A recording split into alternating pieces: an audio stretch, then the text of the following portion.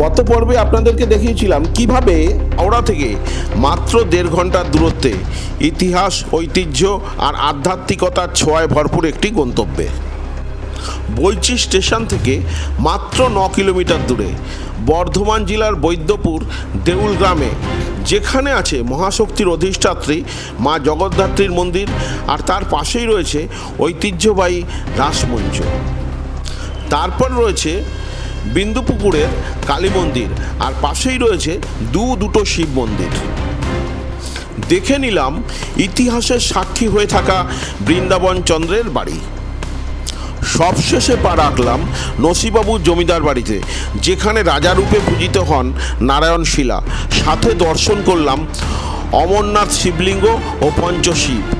এই সফরে ধর্ম, সংস্কৃতি ও ইতিহাস সব একসাথে মিশে গেছে এক অনন্য অভিজ্ঞতায়। ভিডিওটা পুরো দেখুন আর চলুন আমাদের সঙ্গে এই অপার বাংলার মাধুর্য উপভোগ করতে। এই পর্বে আমরা বৈদ্যপুর থেকে টোটো ধরে নারকেলডাঙ্গায় জগৎগৌরী মাতার মন্দিরে এসে পৌঁছলাম। এই মন্দিরে জগৎগৌরী মাতা জগদ্ধাত্রী, দুর্গা ও মনসারূপে পূজিত হন। এরপর আমরা চলে যাব ইতিহাসের এক নিঃসঙ্গ সঙ্গী, প্রায় 500 বৎসরের পুরনো রাখাল রাজা মন্দিরে। এই স্থানে রয়েছে রঘুনাথজিউ, রাখালজিউ এবং গোপীনাথজিউর মূর্তি।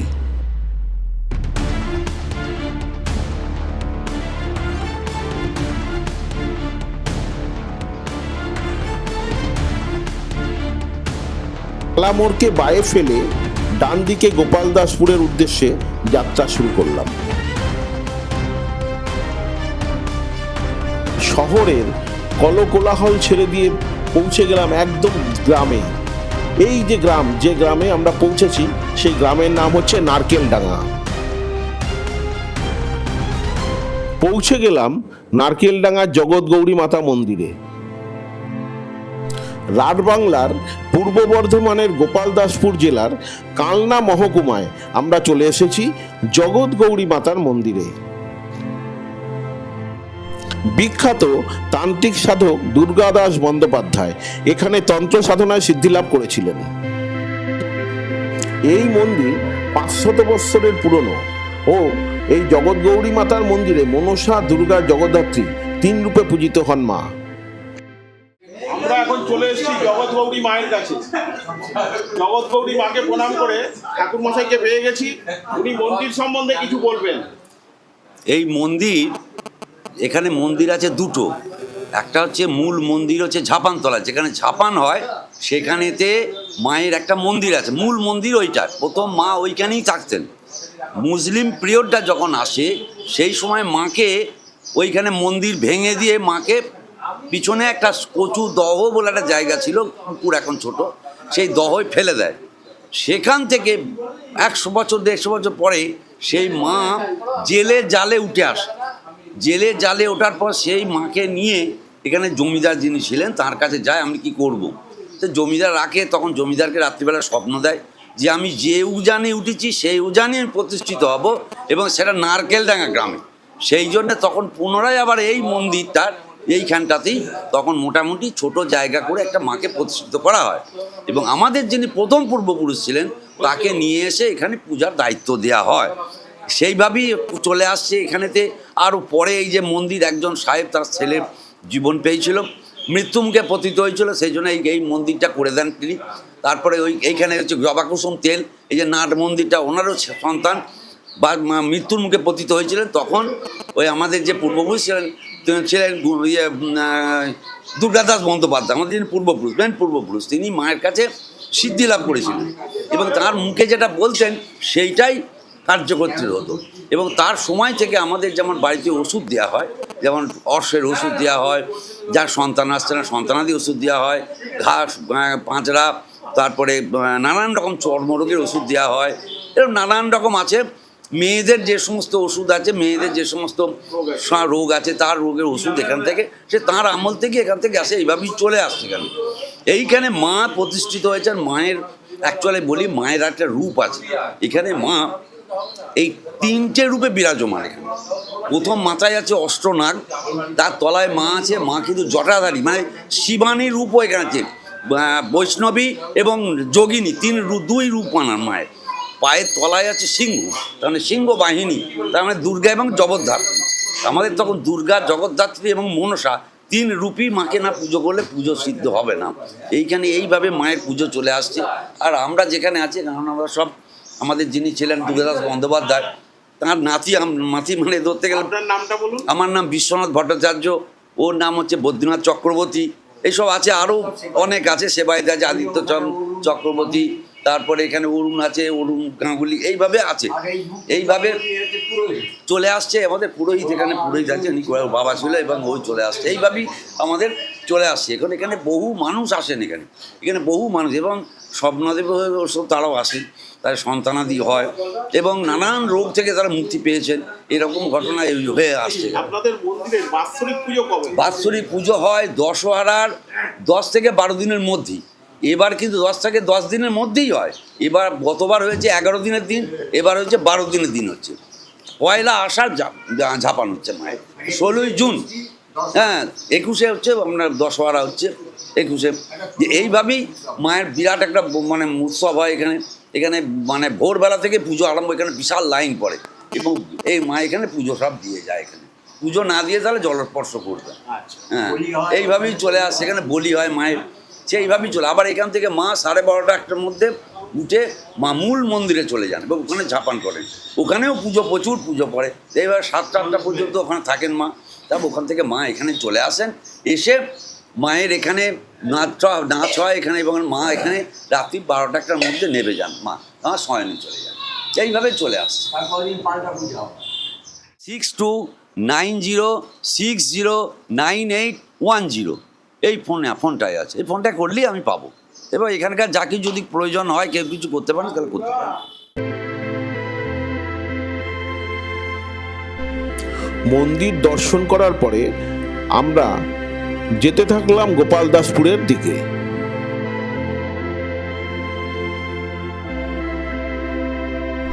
গোপালদাসপুরে ঢোকার আগেই, অনেক আগে কিন্তু রয়েছে রাখাল রাজা মন্দিরের গেট।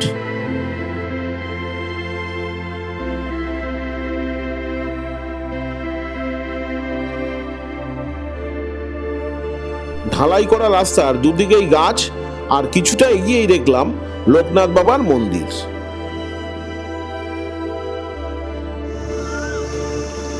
লোকনাথ মন্দিরের কিছুটা এগোলেই রাখাল রাজা মন্দির শুরু হয়ে গেল। মন্দিরে ঢোকার সামনেই রয়েছে নিয়মাবলী, আপনারা এটা দেখতে চাইলে একটু পজ করে দেখে নেবেন। কাটোয়ার খাটুন্তি গ্রামের বাসিন্দা ছিলেন রামকানু গোসাই। পারিবারিক বিবাদের কারণে অতিষ্ঠ হয়ে তিনি দেবতা গোপীনাথকে সঙ্গে নিয়ে সপরিবারে চলে আসেন গোপালদাসপুরে। তখন এই অঞ্চলটি ছিল জঙ্গল পরিবেষ্টিত। একদিন তিনি পূজার ফুল তুলতে গিয়ে দেখেন কোনো একজন তার পূজার ফুল সব তুলে নিয়েছে। এর ফলে তিনি ক্রুদ্ধ হলেন এবং তাকে অভিশাপ দিলেন। তখন তিনি রাগে অন্ধ হয়ে গেছিলেন। এরপরে তিনি ধ্যানে জানতে পারেন যে সে আর কেউ নয়, সে হচ্ছে তারই পুত্র। তিনি অভিশাপ দিয়েছিলেন যে ফুল তুলেছে তার 3 রাত্রির মধ্যে মৃত্যু হবে। কিন্তু যখন তার পুত্র তিনি জানতে পারেন, তখন কান্নাকাটি করতে থাকেন এবং দেবতাদের কাছে তিনি ক্ষমা ভিক্ষা করেন। কিন্তু দেবতারা তার ক্ষমা ভিক্ষার কথা শোনেননি এবং তার ছেলে ওই 3 দিনের মধ্যেই মারা যায়। পুত্রহারা হয়ে শোকে অন্ধ হয়ে যান তিনি। যাত্রা করেন বৃন্দাবনের উদ্দেশ্যে। রাখালরাজ গোপীনাথ, রঘুনাথ, নারায়ণ এনারা তখন যমুনায় ছিলেন। স্বপ্নাদেশ হয়, তিনি তাদেরকে নিয়ে চলে আসেন এই গোপালদাসপুর গ্রামে। আর এখানেই তিনি যে পুকুর খনন করেন তার নামই হয় যমুনা পুকুর।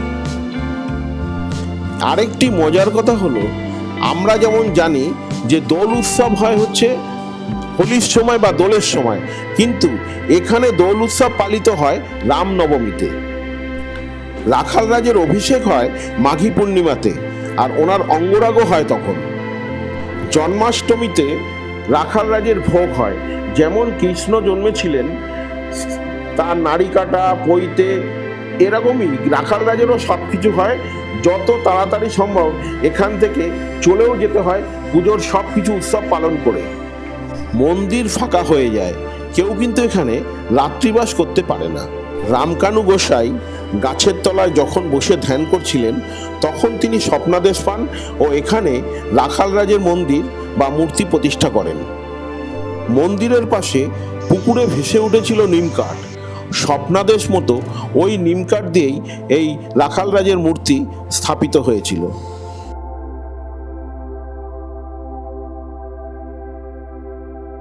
মন্দির সকাল 6টার মধ্যেই খুলে যায়। আপনারা যারা এই মন্দিরে আসবেন তারা অতি অবশ্যই যত তাড়াতাড়ি পারবেন সকাল সকাল চলে আসবেন, কারণ এই মন্দিরে সকাল 11টা অবধি ভোগের কুপন দেওয়া হয়। ভোগের কুপনের মূল্য 60 টাকা।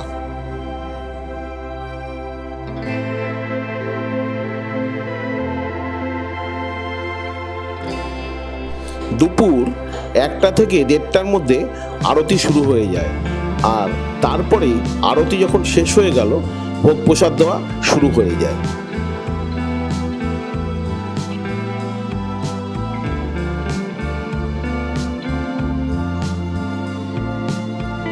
ভোগ প্রসাদ সকলকেই দেওয়া হয়। আর এই যে রাখাল রাজা মন্দির, মন্দিরে রাখাল রাজার মূর্তি অপরূপ দৃশ্য। আপনারা যারা আসবেন আশা করি আপনাদের মনে একদম মন কেড়ে নেবে এই রাখাল রাজার মূর্তি।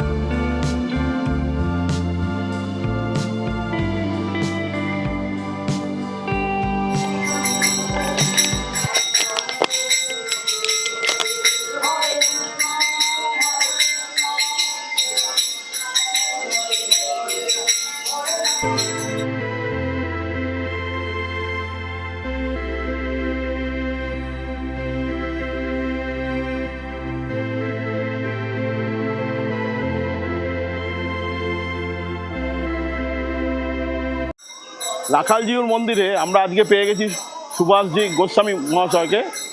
আজকে ওনার সাথে একটু কথা বলি রাখালজিউ মন্দির সম্বন্ধে। বলুন আপনি। আমাদের রাখাল রাজার মন্দির হচ্ছে আজ থেকে 750 বছর আগেকার মন্দির। প্রভু আর কি আমাদের রাখাল রাজা মন্দিরে, এই মন্দির হচ্ছে আজকে দেখতেই পাচ্ছেন অনেক ভক্ত সমাগম। প্রতিদিনই বিভিন্ন জায়গা থেকে অনেক মানুষরা আসেন। আর আজকে আমাদের সবথেকে আনন্দের বিষয় হচ্ছে যে আমার দাদার নাম রামনারায়ণ গোস্বামী, আজকের তার পালা। আর বিভিন্ন ভক্তের সমাগম হয়েছে। ঠাকুরের সবথেকে বড় কথা, আজ থেকে 750 বছর আগেকার যে সংস্কৃতি, এখানে ধর্ম বর্ণ বৈষম্য এখানে নেই। সর্বধর্মের মানুষ এখানে আসেন, ঠাকুরের প্রসাদ গ্রহণ করেন। প্রতিদিন রাজকীয়ভাবে ঠাকুরের ভোগ হয়, যে ভোগটা আজকে দেখার মতন। এটাকে রাজার ভোগ বলা হয়, রাখাল রাজা। রাখাল রাজা অর্থ হচ্ছে কৃষ্ণের 108 নামের মধ্যে অন্যতম নাম হচ্ছে রাখাল রাজা।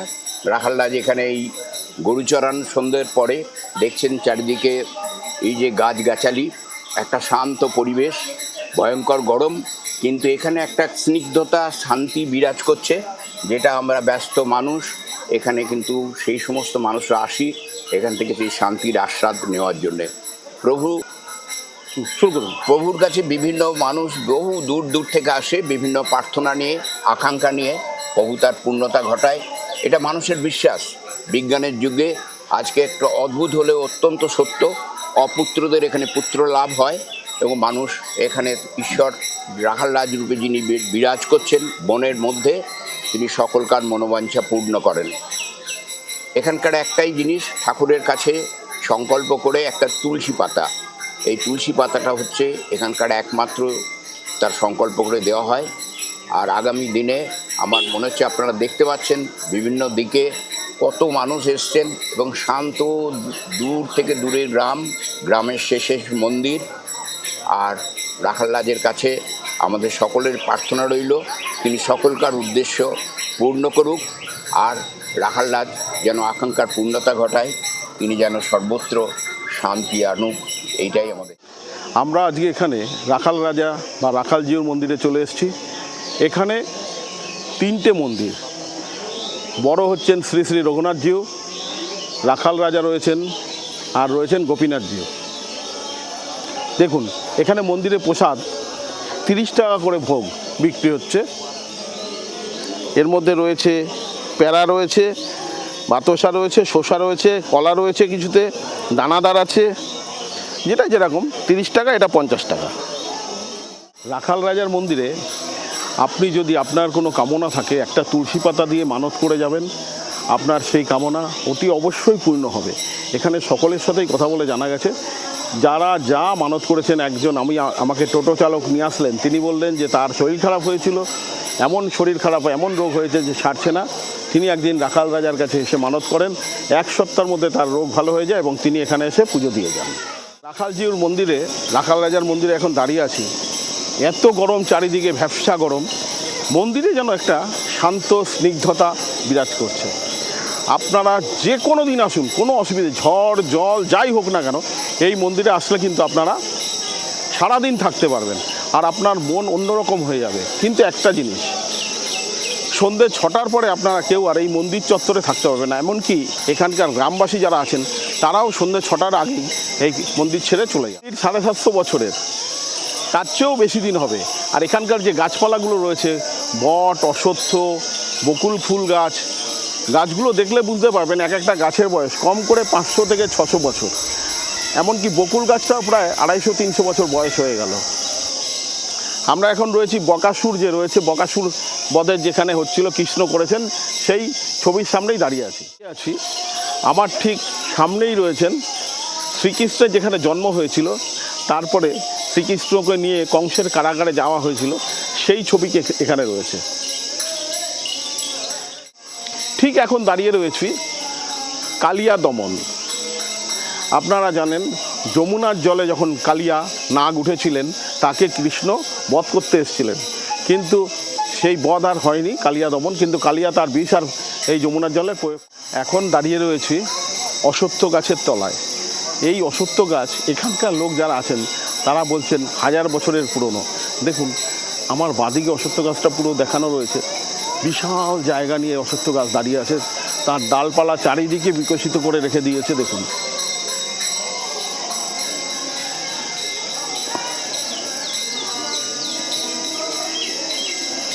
আবার চলে আসলাম এখানে,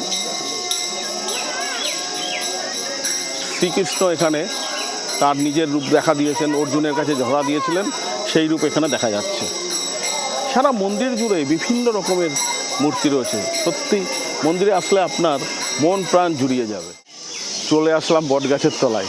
এই বটগাছও 1000-1200 বছর, তার চেয়ে কম, বেশি ছাড়া কম হবে না। এটা আপনাদেরকে একদম এক কথায় বলা যেতে পারে, কারণ গাছ দেখলেই আপনারা বুঝতে পারবেন এসব গাছের কত বয়স। এক একটা গাছ 1000 বছর, 1200 বছর বয়স হয়ে যাবে। আমার বাঁদিকে রয়েছে বকুল গাছ। আমরা যে দুজনে ভোগ বিতরণের জন্য কুপন নিয়েছিলাম 60-120 টাকা, সেটা নিয়ে চলে আসলাম ভোগের ঘরে বা রান্নাঘরে। দেখুন এখানে এখন ঝাড় দিয়ে পরিষ্কার করে পরিচ্ছন্ন করা হচ্ছে, নতুন করে লোক বসানো হবে, সেই জন্য আমরা আবার ওইখানেই বসে ভোগ খাবো। আমরা দ্বিতীয় ব্যাচে বসে গেলাম। এই যে ব্যাচ বসছে, এক একটা ব্যাচে 80 থেকে 100 জনের মতো লোক এখানে ধরে। প্রথমেই আমাদের পাতে দেওয়া হলো রাখাল রাজ্যের ভোগের প্রসাদ, তারপরে দেওয়া হলো ভাত বা অন্ন, তারপর দেওয়া হলো শুক্তো, ডাল, আলু ভাজা, পনিরের তরকারি, আলু পটলের তরকারি, আলু পোস্ত, আমের চাটনি, পাঁপড়, পায়েস ও রসগোল্লা। রাখাল রাজা মন্দিরে ভোগ খাওয়া হতেই আমরা তাড়াতাড়ি বাড়ির দিকে রওনা দিলাম। টোটো ভাড়া আমাদের থেকে নিল প্রতি জনা 60 টাকা করে। স্টেশন পর্যন্ত আপনারা গেলে 250 টাকা নেবেন এনারা। আমাদের রাখাল রাজার কিন্তু বিশাল সম্পত্তি, টোটাল 850 বিঘা সম্পত্তি রয়েছে এই মন্দিরের। এই মন্দিরে যারা সেবায়িত আছেন তাদেরকে এই সম্পত্তি ভাগ করে দেওয়া হয়েছে বেশিরভাগটাই। তবুও রাখাল রাজার নিজের জন্যও কিছুটা রেখে দিয়েছেন। আর এই যে আমাদের সামনে যেটা রয়েছে যমুনা পুকুর, এই যমুনা পুকুর দর্শন করলাম আমরা যেতে যেতে। আমাদের চোখে পড়লো এখানেই শিব মন্দির, শিব ঠাকুরের। আর এই যে রাস্তাটা পুরো কিন্তু ঢালাই রাস্তা, ঢালাই রাস্তা থেকে আমরা এবার বড় রাস্তায় উঠে গেলাম। আমার বাদিকে দেখুন রয়েছে ঝাপানতলা, ওখান থেকে একটু এগিয়ে জগৎ গৌরী মাতার মন্দির আবার দর্শন করলাম, মাকে প্রণাম জানিয়ে আবার আসবো কথা দিয়ে আমরা এগিয়ে চললাম টালা মোড়ের দিকে। বাঁহাতেই রয়েছে নন্দীদের স্কুল, স্কুলের সাথে লাগোয়া রয়েছে খেলার মাঠ, রয়েছে পুকুর, আর এটাই হচ্ছে তালামোড়। এই তালামোড় থেকে আপনারা টোটো বা অটো ধরে চলে যেতে পারবেন রাখাল রাজা মন্দিরে। মাত্র 3 কিলোমিটার দূরে, ভাড়া নেবে 10 টাকা। এবার আমরা এগিয়ে চললাম বৈচি স্টেশনের পথে।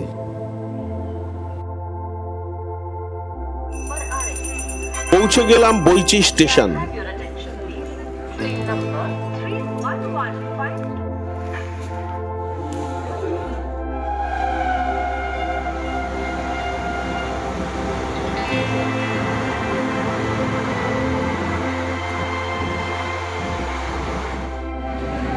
আমাদের সামনে দিয়ে বর্ধমান শিয়ালদা লোকাল চলে গেল।